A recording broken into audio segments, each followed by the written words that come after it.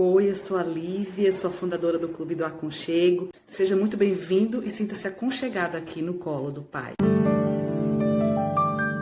Tudo bem? Hoje vamos estar aqui falando acerca da mulher samaritana. Você vai se perguntar, essa mulher não tem nome? Não, a Bíblia não relata o nome dela, só diz que ela é uma mulher samaritana. E qual a grande importância dessa mulher samaritana na nossa vida hoje? É que nós não podemos nos relacionar com Deus sem antes conhecer a história dela. O encontro que ela teve com Jesus foi revelador para a vida dela e é revelador para as nossas vidas. E essa forma é a forma de se relacionar com Deus que Jesus demonstrou, revelou a ela.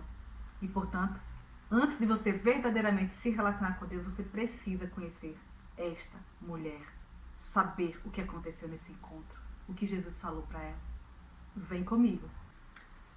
Temos então aqui um encontro proposital, intencional, privado entre Jesus e uma mulher sem nome, uma mulher que tinha um nome, mas que não é conhecida. Um encontro entre um homem e uma mulher naquela sociedade, naquela cultura, naquela época, era uma quebra de paradigmas. Até hoje naquela sociedade ainda é. Mas Jesus vai falar para ela, vai conversar com ela sós. Ele vai quebrar todas as regras, todas as tradições. Ainda para mais um judeu, um homem judeu falar com samaritana. Existia uma grande dissensão entre um judeu e um samaritano, porque eles adoravam deuses estranhos ao Deus de Israel. E Jesus quebra os paradigmas todos e diz, dá-me de beber, em João 4:7. Porque ela estava ali sentada junto ao poço de Jacó, em Sicar, no caminho para a Galileia. Ele tinha que ir para a Galileia, ele tinha outras opções. Ele não precisava de ir por aquele caminho, mas ele foi por ali. Era-lhe necessário passar por ali, como diz no versículo 4. Porém, eu quero te dizer, acima de primeiro princípio, o grande princípio que a gente pode aprender aqui é que Jesus passa por cima de preconceitos, tradições, culturas, dificuldades para salvar uma vida, uma alma. Esta era uma mulher de fama duvidosa, uma mulher que tinha tido 5 maridos, naquela época já era algo muito reprovável, e já estava no 6º marido. E ele foi se encontrar com ela. Ele despachou os discípulos para irem comprar mantimentos e foi a sós. Eu quero pedir a você, se você ainda não me segue no canal do Instagram, @Clube do Aconchego, eu vou deixar aqui embaixo para você passar por lá e deixar o seu seguir, deixar os seus comentários. Lá eu posto diariamente conteúdos para abençoar a sua vida. Não esquece também de subscrever este canal, ativar o sininho, deixar também seu comentário, sua sugestão, porque me motiva muito a continuar. Portanto, subscreve, comenta, deixa o seu like, ativa o sininho, é muito importante para mim. De João, no capítulo 4 de João, e foi encontrar-se com essa mulher sozinho, num poço. Esse encontro foi proposital, foi intencional, foi privado, foi o único encontro que Jesus teve sozinho com uma mulher e foi a maior conversa de Jesus com uma mulher relatado na Bíblia. O encontro de uma mulher com um homem era algo inconcebível a sós naquela época. Era uma quebra de paradigma entre eles. Um judeu não podia comer, não podia beber nada que viesse das mãos de um samaritano. E Jesus quebra esses paradigmas, esses preconceitos, essas tradições. Cansado da viagem, assentou-se Jesus junto à fonte. E nisto veio uma mulher samaritana tirar água e disse-lhe Jesus, dá-me de beber. Portanto, Jesus faz o que é necessário ser feito e vai onde for necessário ir para salvar uma alma. Ele não está debaixo de tradições, ele não está debaixo de nada. Ele não estava e ele não está. Aconteceu num poço. E esse encontro é outro ponto muito circunstancial aqui dessa história. O que quer dizer o poço? Que você tem sempre que, para você pegar água de lá, uma água parada, você tem que estar sempre ali pegando, tirando, buscando. É como a religião. Você precisa estar sempre ali fazendo, participando, dando para ter água, para ter aquele pouquinho de água para saciar a sua sede. Contrariamente a um relacionamento com Jesus que produz em nós o quê? A saciedade completa, que vem de uma água viva, de uma fonte de águas vivas. Os poços no Antigo Testamento foram marcados por antigos grandes acontecimentos. O poço de Jacó, por exemplo, foi representado. Ele está aqui, se encontra num poço. Isaac, o filho de Jacó, conheceu Rebeca através de seu servo junto a um poço. Jacó, o seu pai, viu a mãe de Isaac, Raquel, junto a um poço. Moisés conheceu a Zípora, sua esposa, junto a um poço. Ou seja, os poços tinham tido acontecimentos muito relevantes junto a poços no Antigo Testamento. E Jesus estava fazendo uma representação ali de um grande momento. O noivo que se encontra com a noiva no poço. Justamente no poço no Novo Testamento. Poços era um lugar de encontros, onde se encontravam um noivo e uma noiva. E Jesus, na palavra, nos fala que ele é o noivo e a igreja é a noiva. Esta mulher de má fama, socialmente repudiada, rejeitada, representou aqui a igreja, a noiva de Jesus. Sim, porque ninguém está sujo demais que não possa ser limpo pelo Redentor, pelo sangue do Redentor. Essa é a grande lição, a primeira e grande lição que a samaritana te ensina, a mulher samaritana te ensina nessa história. A segunda é que nada que você tenha feito ou vivido pode te afastar, pode te prejudicar de se ter um encontro com Jesus. Absolutamente nada. Ele se revelou para aquela mulher e disse: dá-me de beber. A mulher ficou muito indignada e disse no versículo 9: como tu, judeu, pedes de beber a mim, que sou mulher samaritana? Porque judeus não falavam com os samaritanos.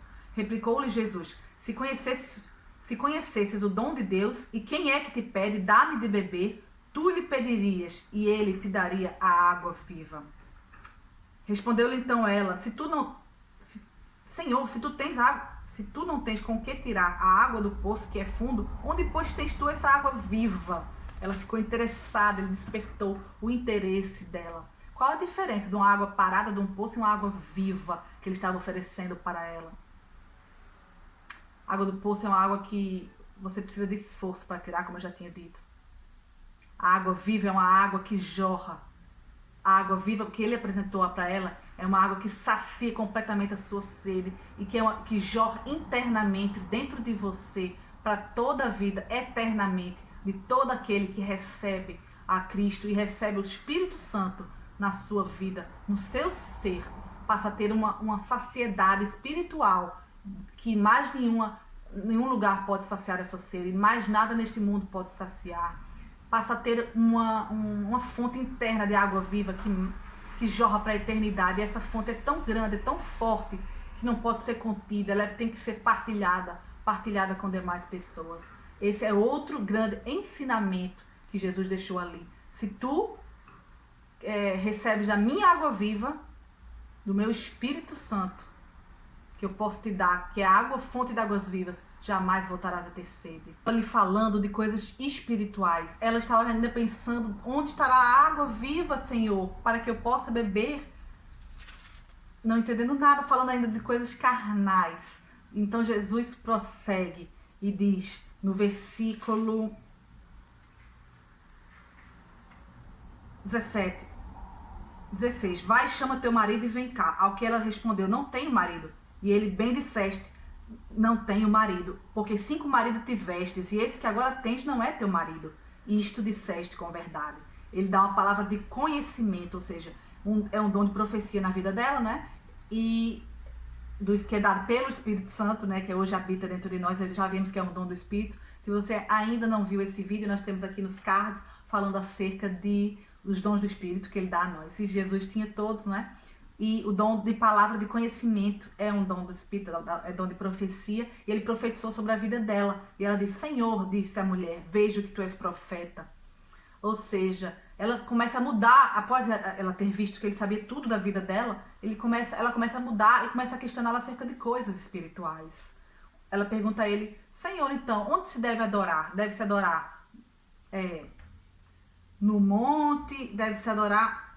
Onde se deve adorar? Ela começa a questionar Jesus onde se deve adorar. Ao que Jesus lhe diz: não importa onde se deve adorar. Importa quem adoras e como adoras. Como está no versículo 22 a 24. E eu vou ler agora para vocês. Vós adorais o que não conheceis. Nós adoramos o que conhecemos, porque a salvação vem dos judeus. Ou seja, Jesus. Mas vem a hora e já chegou que os verdadeiros adoradores adorarão ao Pai em espírito e em verdade. Porque estes são os adoradores que o Pai procura. Deus é espírito, importa que os adoradores o adorem em espírito e em verdade. O grande ensinamento que a mulher samaritana, esse encontro tão especial, nos dão. Outro grande ensinamento. Quem temos que adorar é Jesus. Nada, ninguém mais. Ele é o único digno. E em espírito e em verdade. Com coração sincero, em santidade, diante daquele que é santo, devemos adorá-los com santidade. Em verdade. Num relacionamento diário, que só o relacionamento com o Espírito Santo pode nos dar, pode nos purificar, pode nos lavar. Porque se nós aceitamos Jesus como nosso Senhor e Salvador da nossa vida, aceitamos e cremos, mas depois nunca mais nos falamos com Ele, nos relacionamos com Ele, nós vamos voltar a nos sujar.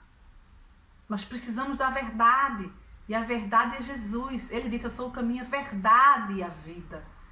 Se não estamos na verdade, como podemos adorá-lo em verdade? E para adorarmos em verdade, precisamos conhecer a sua palavra, conhecê-lo, quem ele foi, quem ele é, que está aqui.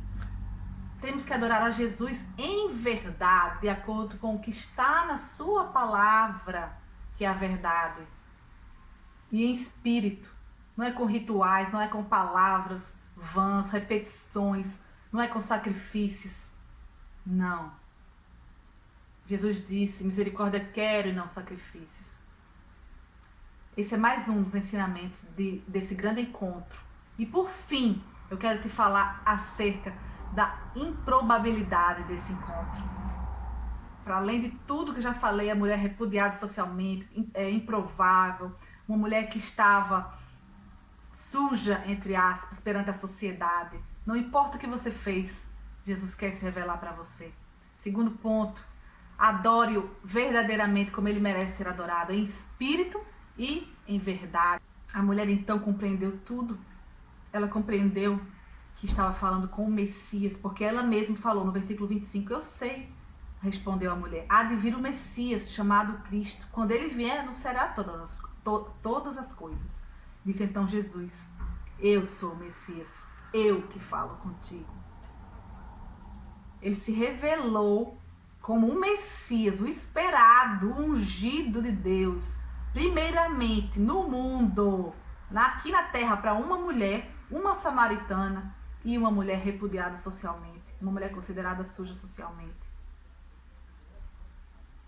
Você não está suja demais para ter um encontro com Ele hoje. Esse é o ensinamento mais forte que a mulher samaritana nos passa. Não importa o que você passou até aqui, Jesus pode te limpar. Jesus quer te limpar.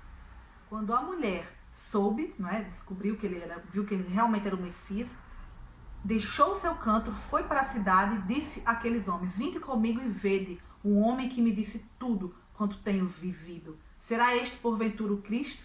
Saíram, pois, da cidade e vieram ter com ele, com Jesus. Ela nunca mais foi a mesma, ela deixou o seu cântaro, isso é muito significativo. Após o encontro verdadeiramente em espírito e em verdade com Cristo, você abandona o seu cântaro, você abandona todos os seus antigos recursos que você tentava saciar a sua sede espiritual. Você sabe que a fonte interna e inesgotável está ali dentro de você. A água viva que jorra para a eternidade já está dentro de você. E ela jorra para a eternidade de uma forma tão forte que você não consegue conter, você tem que partilhar. E foi o que ela fez. Ela deixou os seus antigos recursos, o cântaro, e foi dizer a todos acerca da água viva, que é o Espírito Santo dado por Jesus. E Ele quer habitar em você hoje. E eu espero que essa palavra tenha abençoado a sua vida. Se abençoa, não esquece, subscreve o canal, deixa o seu like, deixa o seu comentário, que isso me ajuda muito. Tenha um resto do dia abençoado, em nome de Jesus.